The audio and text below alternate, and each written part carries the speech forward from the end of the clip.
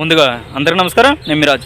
ఆంధ్రప్రదేశ్కు సంబంధించి జగన్మోహన్ రెడ్డి గారు అధికారంలోకి వచ్చిన తర్వాత రాజకీయ పరిస్థితులు, రాజకీయ పరిణామాలే కాదు, ఉద్యోగుల యొక్క మానసిక స్థైర్యం కావచ్చు, మానసిక శైలి కావచ్చు, లేకపోతే నడవడిక కావచ్చు, మొత్తం కూడా మారిపోయింది.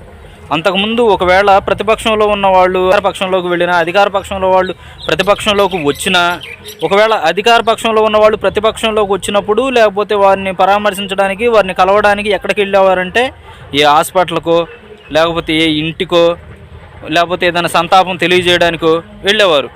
కానీ జగన్మోహన్ రెడ్డి గారు ఎప్పుడైతే అధికారంలోకి వచ్చి మళ్ళీ ప్రతిపక్షంలోకి వచ్చారో అప్పుడు మొత్తం మారిపోయింది.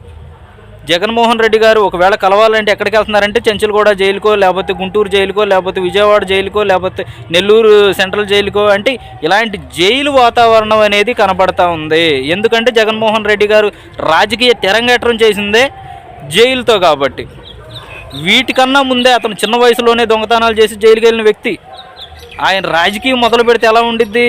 వేటి చుట్టూ తిరిగిద్ది, జైలు చుట్టూనే తిరిగిద్ది వాతావరణం అంతా. అందుకని చెప్పి 100% కూడా రాజకీయ వాతావరణం అనేది జైలు వాతావరణంగా కన్వర్ట్ చేసే విధంగా జగన్మోహన్ రెడ్డి గారు రాష్ట్రంలో ఒక మంచి దిశగా, ఒక మంచి బీజాలు పడే విధంగా ప్రవర్తిస్తున్నారా అంటే అవును. ఎందుకంటే అది కూడా కొంతమందికి నచ్చుతూ ఉంది.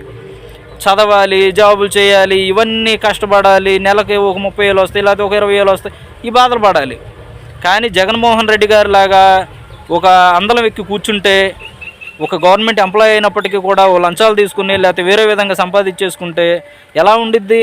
మహా అయితే ఓ 2 సంవత్సరాలు 3 సంవత్సరాలు జాబ్లోంచి తీసేస్తారు. ఆ జాబ్లోంచి ఎంజాయ్ చేయవచ్చు, మళ్ళీ తర్వాత మళ్ళీ జాయిన్ అవ్వచ్చు.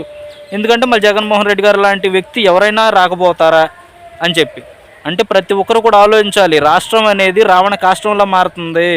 అంటే జగన్మోహన్ రెడ్డి గారి లాంటి అవినీతిపరుడు అందలం ఎక్కడం వలన ప్రజల యొక్క జీవితాలు అనేవి, రాష్ట్రం యొక్క భవిష్యత్తు అనేది సర్వనాశనం అయింది.